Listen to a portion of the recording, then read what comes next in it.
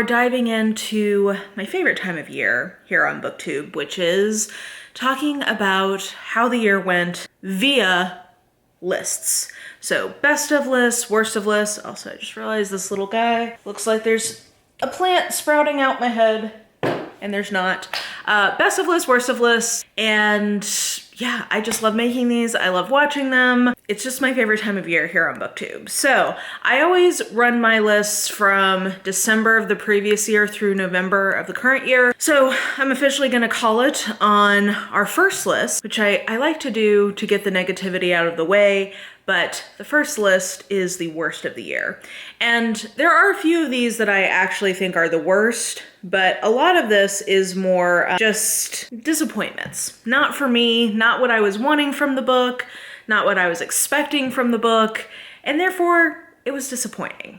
So, with that spirit in mind, let's start with the disappointments. And let's start with two that I read around Christmas of last year. One is The Christmas Murder Game by Alexandra Benedict. I picked this up specifically for my Christmas book that year, and it was just very mid. It was so flat. The characterization, so the setup was that it was like an isolated closed circle mystery, which if you watch this channel, you know I'm obsessed with. So, you know, everybody's going to the family house for Christmas. It's like they're snowed in, people start dying, and it's centered around this game for, I believe, inheritance-ish kind of reasons. And it was just so, I think it would probably make a good like Netflix movie, but it was just, the writing and the characterization was just very dull, very flat. So the reading experience of it, I just did not find to be pleasant. There was also like this, like, I don't even know how to describe it, like word finding kind of game incorporated. So maybe if you like that, you would have enjoyed it more, but I gave it 2.5. I did not think it was that great, and it was definitely disappointing. Also disappointing was Blitz by Daniel O'Malley. Now I will keep reading these tomes when he comes out with them because The Rook is one of my all-time favorite books. I love that book so much. It's a kind of like urban fantasy-ish type series. The first book really was sort of like a murder mystery plot, but the further we get away from that character Menfoy, sorry for my terrible Welsh pronunciation, Thomas, the further we get away from her and her situation, the less successful I think the book is. This had a dual timeline, which I'm always a hard sell on. And each of them were, I think my takeaway was like, each of these could have been a good book by themselves, but together didn't feel like they belonged together, and it just kind of ruined the pacing. So I gave it 3 stars. It wasn't horrible, but I just keep wanting another book from him that's gonna give me the same feeling I got with The Rook, and it just keeps not happening. Next, I have Mr. Mercedes by Stephen King. If you watch this channel, you know that I read the winners of the Goodreads Choice Awards for Mystery Thriller for the last 10 years at the beginning of the year, and it was a series of disappointments for the most part. But Mr. Mercedes bummed me out because I went in with really high hopes for the Bill Hodges trilogy, and they just were dashed because I just think that I've learned that this is a controversial opinion because many people really like that trilogy from him and the subsequent books. But for me, I just felt like the whole time I kept thinking, ooh, you just are not very great at this whole like mystery writing side of things. This is just not your strong suit, Mr. King. And I just thought that it was cliche, and the characterization I thought was really off. There were also just like character elements incorporated that I found to be in poor taste. This was not for me. So I gave it 2.5 stars. I would probably give that series as a whole like 2.75, 3 stars, and it's not for me. I think it's overhyped, but if you're more into Stephen King, maybe you would like it, though I did hear from a lot of Stephen King fans that they also found it disappointing, so do with that what you will. Okay, I'll come back to my 2 DNFs that I marked as disappointing.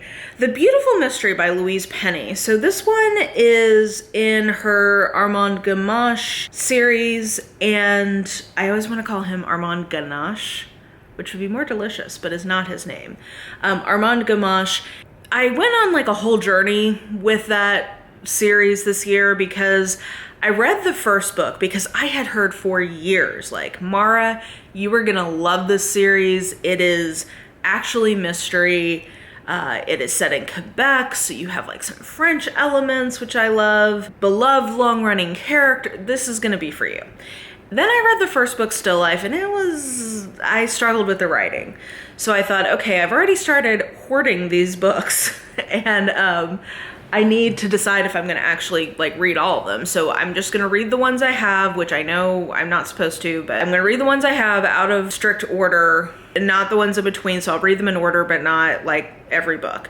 And the series as a whole, I've gotten what I want to get out of it, but I just find the like police elements of this really difficult. So the actual mystery I thought was pretty cool. It was set at this like monastery of silent monks. I believe they were silent, or like minimally they were monks. They were, monking it up there.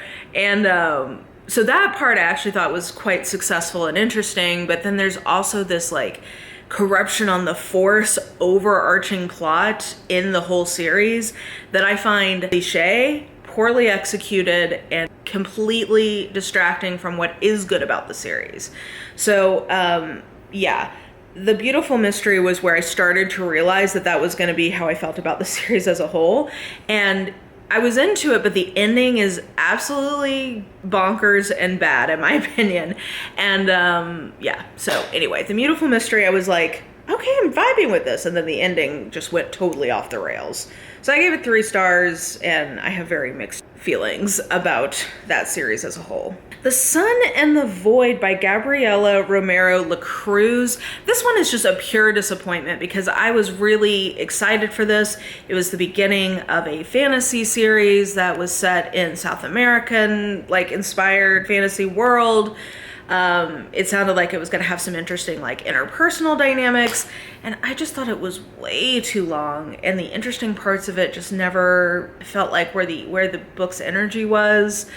And by the time we got to the end, I was like, finally we had like a story going, but I just was not interested anymore. So I gave it 3 stars, but that was one, I put it as a disappointment because that was one of my most anticipated new releases for 2023, and it bummed me out. She Eats the Night by Marjorie Liu and Sana Takada, I believe, is the illustrator.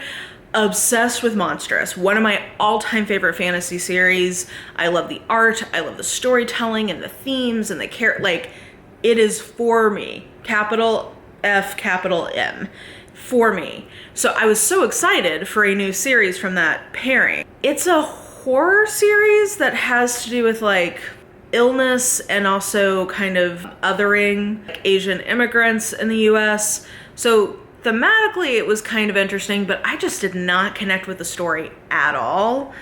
I just couldn't get into it. So the art was good. I gave it 3 stars. It wasn't terrible, but like the art was good, but I'm not going to keep going in the series. And I'm so disappointed because it was a new series from a duo that I love. So I was hoping this was going to be a new favorite series, and it just wasn't. So that was disappointing. Okay, maybe my biggest disappointment of the year was Tomorrow and Tomorrow and Tomorrow by Gabrielle Zevin. I gave it 3 stars. It's not terrible, but it was so overhyped in my opinion. It's literary fiction that has like kind of a sci-fi element to it. It's really a story about friendship, like over the course, like a long-term friendship and like the ups and downs of it as they start this like wildly popular company. I was not in love with the writing, which I think really kept me from getting into this one more. Yeah, it was okay. I thought it was okay, but it was so hyped last year. I was expecting to love it, and I found it just to be like kind of bland. If you're looking for literary fiction about friendship, I would definitely point you towards My Brilliant Friend, that series from Alana Ferrante. I thought that was a much more interesting portrayal of friendship, so I don't know. That was my biggest disappointment because I was really gonna love that one based on the hype, and I did not. Speaking of a way overhyped book on TikTok, Devil House by John Darnielle. Ugh. John Darnielle is just not for me. I DNF'd Wolf and White Van whenever that came out. I find his writing highly pretentious, and Devil House in particular, so it's like, I would probably call it horror, sort of like literary horror that's pretending to be a thriller. Thematically, I think it's wanting to explore true crime, but it's coming from such a sneering, like, it seems like, I don't know the author and how he feels about true crime in real life, but it seems like the author just has like zero empathetic imagination for why people enjoy true crime. So his critiques of it are just wholly uninteresting, which will segue nicely into how I felt about another book as well.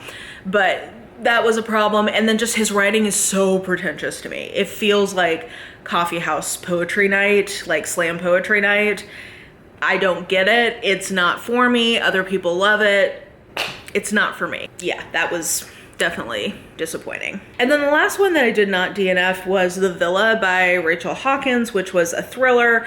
As I'm filming this, I'm still currently reading all of the Goodreads mystery thriller nominees, so some of them on that list may end up making next year's disappointing list just based on timing. But as of right now, I listed it as a disappointment because I have really enjoyed other Rachel Hawkins books. I really liked Reckless Girls, and then The Wife Upstairs wasn't a favorite, but I liked the writing, and I thought it was an interesting take on the Jane Eyre story, like reimagining it as domestic suspense. I thought was a smart and interesting idea. And The Villa just was really disappointing because I felt like the writing wasn't as good as her other two books I'd read. And it had all of these interesting elements. So there was like, they're basically staying in a murder house. So like they're investigating kind of what happened in this infamous murder that happened in this villa in Italy. It's very reminiscent of like the circumstances under which Mary Shelley wrote Frankenstein. Like it's clearly kind of a take on that, the past timeline. So there's a lot of interesting elements that I should have liked, but it was so boring. And then the ending I thought was not great. Mixed feelings, I guess, about the ending, but it just was boring and poorly paced. So I gave it 2.5 stars. It's not like the worst thing you could pick up. But just like definitely the least favorite thing I've read from that author. So I wanted to mention it as a disappointment because I have enjoyed other things from that author, but I felt The Villa was definitely not her best. There were other things in that project that I liked less than this, but I didn't necessarily think of them as disappointments because some of them I just went in with low expectations on. So the two DNFs.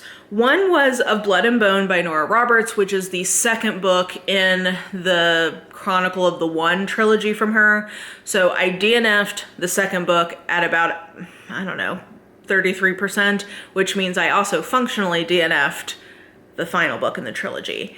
I just don't love the way Nora Roberts does paranormal stuff or like speculative elements. There's books where I'm okay with her sci-fi stuff. So like in the J.D. Robb In Death series, I like the sci-fi elements of that one. Her fantasy or paranormal elements, the best case scenario is I tolerate them usually.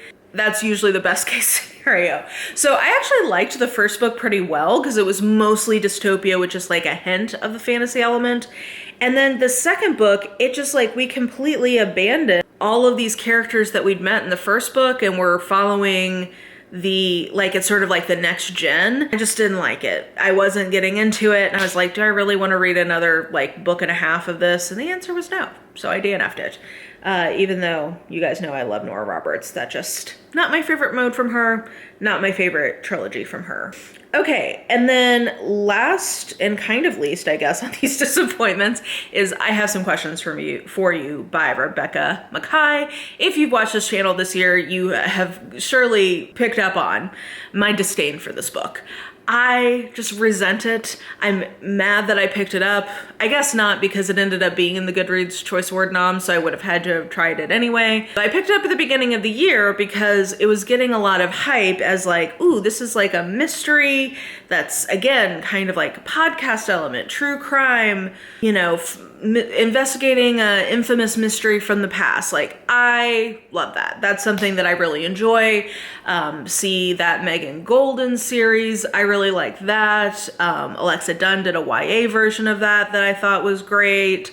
Like investigating things from the past, even better if there's a podcast element or like a blog element. This was not it did not read like a mystery or a thriller. It read like literary fiction that has like circled around a crime, and very similar and even more so than like what I was saying for the John Darnielle book. This reads like somebody who doesn't understand why people like true crime and therefore is not giving interesting critique of it.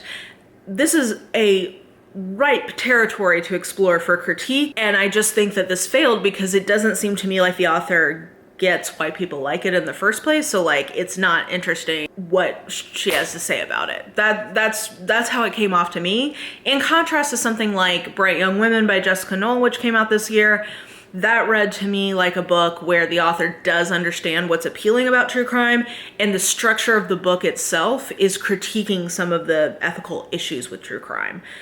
But it is coming from an interest, like it actually was entertaining. It was actually still a mystery, a thriller.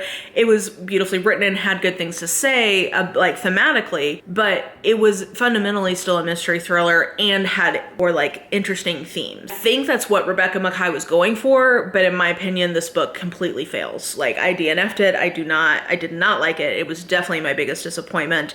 I think if you're a literary fiction reader primarily, you might get along with it better. But if you're coming at it as a mystery thriller, if you routinely read that genre, I do not think you will enjoy that book. Now, the 3 worst books of the year, and it's gonna go 2 stars, 1.5, 1. Okay. Are these all controversial? I think at least one of them is pretty controversial, and it's our 2-star. So we'll start there. Finlay Donovan is killing it. Guys, I'm creating a safe space for the other people who did not like this book to come out and speak their truth.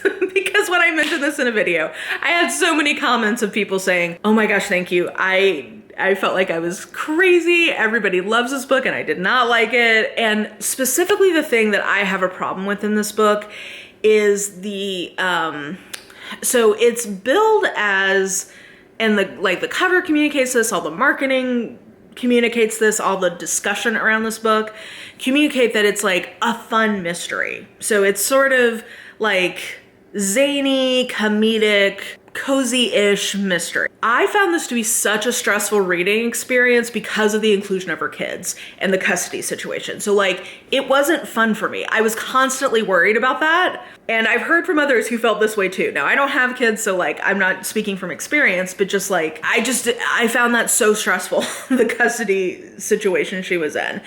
And I think the humor didn't work for me. So if the humor's not working for you, you're not kind of swept up in that part of it. And therefore you're thinking about the implications of this entire plot, because she ends up essentially accidentally becoming a hit woman.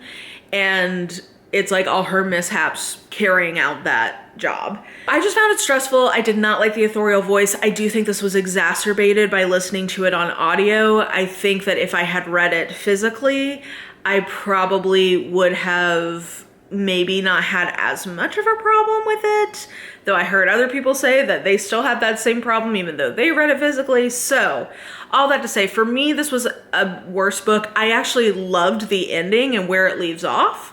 So that's why it went from a 1.5 to a 2-star, because I was like, oh, I think this is a really fun way to keep going in the series. If I have to read more for some kind of challenge, I guess I will, but like, I would not choose to continue in this series. And for me, it was worse because my expectations were pretty high and it just wasn't, I didn't have fun in it. And the whole point of that kind of book is to have fun. So for me, that felt worst. That felt like a top 3 worst reading experience for me. So I know a lot of people love that series, so I'm not trying to yuck your yum. I'm just saying, like, for my tastes and what I connect with in a book, it just didn't happen. So for me, it was a worse book. Number 2 is Splendid by Julia Quinn. I gave this 1.5 stars. This was a pick for the Blades and Bodice for Burr book club that I'm in. We meet once a quarter, and this year our theme was OG 23. So we were purposely reading kind of like older books in different genres. So Leanna picked a fantasy one, I picked a mystery one, Bethany picked a horror one, and Amanda picked a romance one. And we all knew going into this that the romance was probably going to be rough because genre time in romance is very long. So like what read as like normal and fun, even in like 2015, 2010, can feel very dated already. We could get into a whole tangent on why romance keeps up with kind of like social mores and norms more so than other genres, but that's a topic for a different day. So we were reading Julia Quinn's first book that was published in 95. This is a historical romance, and it is not quite a bodice ripper, but it definitely is much closer to those 80s historical bodice rippers than it reminds me much more of like what is her name, Bertrice Small, or, you know, Laura Kinsale, or like that era, Joanna Lindsay. Like, it's much closer in its DNA to that than to even what Julia Quinn would go on to write herself later on with the Bridgertons. So it just is very dated. So I was, you know, we kind of all knew that we probably weren't gonna love it. Though that being said, I have read historicals from this era that I did really enjoy. See, in particular, Julie Garwood, because she reminds me so much of Lindsay Sands. And I actually like the Lindsay Sands from this era too. So like, not impossible for me to get down with this, but like, we all knew that it might be, but okay, here's the real problem I have with this though. So like, not only am I having to put up with like some bullshit, I'm also having to deal with terrible copy editing. This was a book published by like Avon, I think, in the 90s. Who was line edit? Who was copy editing? Like, it just, on a fundamental bad grammar, which I'm not normally, you know, super picky about, but if it's published by a traditional press mainstream, it's not a Kindle, expect some basic sentence level integrity. And that wasn't even there. So then I just was pissed and I just had the worst time. So I gave it 1.5 stars because I save 1 stars for things that I find truly offensive. And I didn't find this truly offensive, but it was not good. And it was definitely the second worst book I read this year. So then we come to the worst book I read this year. I actually have an entire vlog on this book, so I will just mostly point you there. But unquestionably, the worst book I read this year was Verity by Colleen Hoover. I picked this as we did like an April Fool's collaboration, me and a bunch of other booktubers, where we picked something that has been super popular online. And kind of the premise was like, are they fooling us? Like, is this very hyped book worth the way it's talked about? And I had never read a Colleen Hoover. I think that's right. Yeah, I don't think I'd ever read a Colleen Hoover, and I'd said that I wasn't going to because I'd heard enough about it. But when I was going, if you can watch the video, I genuinely went into that like, hey, I may not love this, but I am open to having like trashy fun with this. There was no trashy fun to be had. I don't get this because it wasn't interesting, it wasn't fun, and the ending is terrible. The whole thing is terrible. Like, it's terrible like on every level. It's terrible from like an ethical standpoint. The writing is not good. It's not an interesting plot. It's been done a million times in sort of mystery thriller, domestic suspense realm. I don't get it.